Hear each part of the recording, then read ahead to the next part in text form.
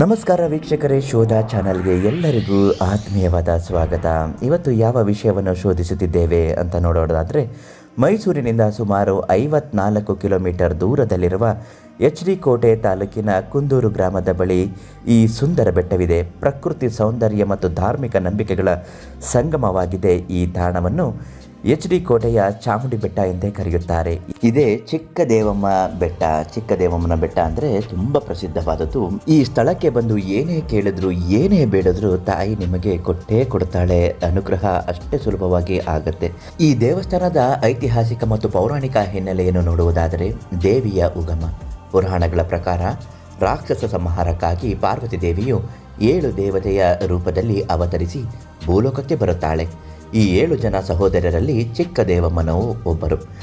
ಇವರು ಕೇರಳದಿಂದ ಬಂದು ಇಲ್ಲಿ ನೆಲೆಸುತ್ತಾರೆ ಎಂಬ ಪ್ರತೀತಿ ಇದೆ. ಈ ಬೆಟ್ಟವು ಈ ಹಿಂದೆ ರಾಕ್ಷಸರಿಂದ ತುಂಬಿತ್ತೆಂದು ದೇವಿಯು ಇಲ್ಲಿ ರಾಕ್ಷಸರನ್ನು ಸಂಹಾರ ಮಾಡುತ್ತಾಳೆಂದು ನಂಬಲಾಗಿದೆ. ಈ ದೇವಸ್ಥಾನಕ್ಕೆ ಸುಮಾರು 800 ವರ್ಷಗಳ ಇತಿಹಾಸವಿದೆ. ಈ ದೇವಾಲಯವನ್ನು ಪೊನ್ನಟರ ದೊರೆಗಳು ನಿರ್ಮಿಸಿದರು ಎನ್ನಲಾಗುತ್ತದೆ. ನಂತರ ಚೋಳರು ಮತ್ತು ಮೈಸೂರು ಒಡೆಯರ ಮನೆತನದವರು ಈ ದೇವಾಲಯದ ಅಭಿವೃದ್ಧಿಗೆ ಸಾಕಷ್ಟು ಕೊಡುಗೆಗಳನ್ನು ನೀಡಿದ್ದಾರೆ. ನಿಸರ್ಗ ಸೌಂದರ್ಯ ಈ ಬೆಟ್ಟದ ಸುತ್ತಲೂ ಆವರಿಸಿಕೊಂಡಿದೆ. ಬೆಟ್ಟದ ಮೇಲಿಂದ ನೋಡಿದಾಗ ಸುತ್ತಮುತ್ತಲಿನ ಹಸಿರು, ಹೊಲಗದ್ದೆಗಳು, ಹಳ್ಳಿಗಳು ಮತ್ತು ಸುಂದರವಾದ ನಗು ಜಲಾಶಯದ ಹಿನ್ನೀರು ಮನೋಮೋಹಕವಾಗಿ ಕಾಣುತ್ತದೆ. ವನ್ಯಜೀವಿಗಳು ಈ ಬೆಟ್ಟದ ಅರಣ್ಯ ಪ್ರದೇಶದಿಂದ ಆಮೃತವಾಗಿದೆ. ಆನೆ, ಚಿರತೆ, ಜಿಂಕೆಗಳಂತಹ ವನ್ಯ ಪ್ರಾಣಿಗಳು ಕಂಡುಬರುತ್ತದೆ. ಈ ಬೆಟ್ಟವನ್ನು ಹತ್ತುವ ದಾರಿಯಲ್ಲಿ ಅನೇಕ ಕಡಿದಾದ ತಿರುವುಗಳು ಕಂಡುಬರುತ್ತದೆ. ಚಾಲನೆ ಮಾಡುವವರಿಗೆ ಮತ್ತು ಪ್ರಕೃತಿ ಪ್ರೇಮಿಗಳಿಗೆ ಇದು ರೋಮಾಂಚನಕಾರಿ ಅನುಭವ ನೀಡುತ್ತದೆ.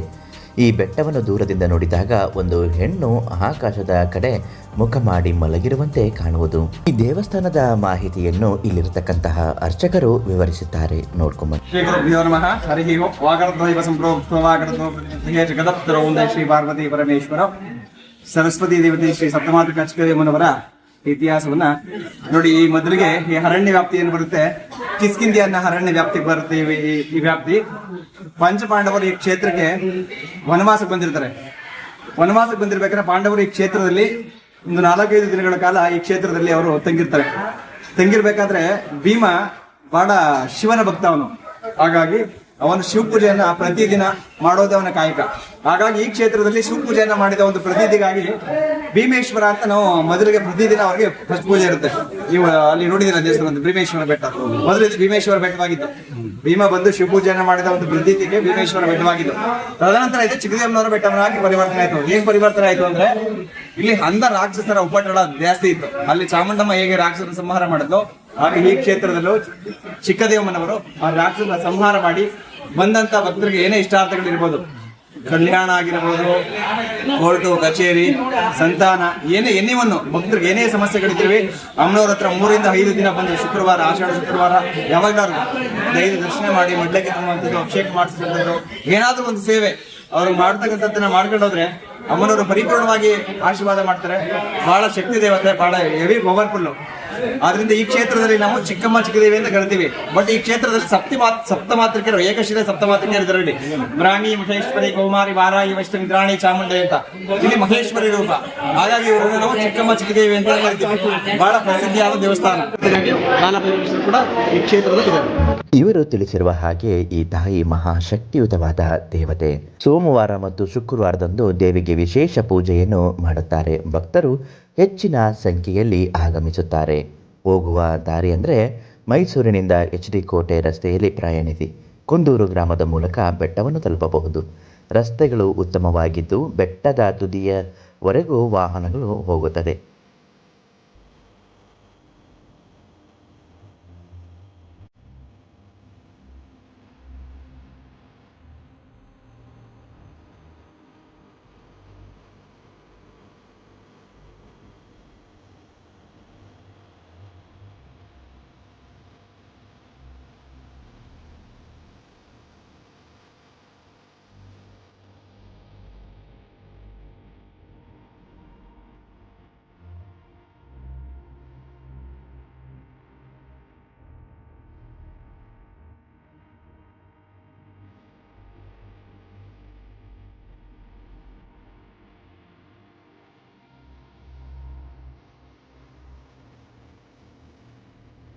ಮೈಸೂರಿಗೆ ಪ್ರೇಕ್ಷಣೆಗೆ ಅಂತ ಬಂದಾಗ ತಪ್ಪದೆ ನೀವು ಎಚ್ ಡಿ ಕೋಟೆಯಲ್ಲಿರುವಂತಹ ಚಿಕ್ಕ ದೇವಮ್ಮನ ಬೆಟ್ಟಕ್ಕೂ ಕೂಡ ಭೇಟಿ ನೀಡಿ.